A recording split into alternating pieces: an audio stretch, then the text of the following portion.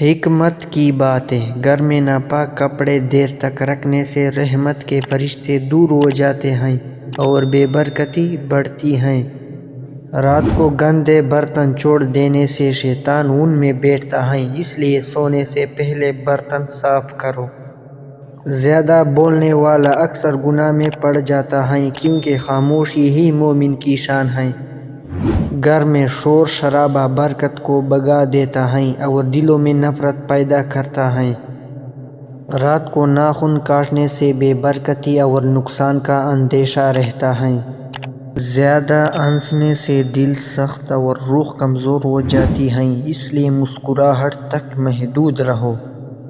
خواب میں پانی دیکھنا رزق و سکون کی نشانی ہے، مگر گندا پانی پریشانی کی علامت ہے۔ قرآن کو بند رکھنا گھر سے نور کو ختم کر دیتا ہے۔ روز تھوڑا سا پڑھنا دل کو زندہ رکھتا ہے۔ زیادہ غصہ کرنا ایمان کو کمزور اور چہرے کو بے نور کر دیتا ہے۔ اندھیرے میں کھانا کھانا شیطانی عادت ہے، روشنی میں کھانا سنت کے مطابق ہے۔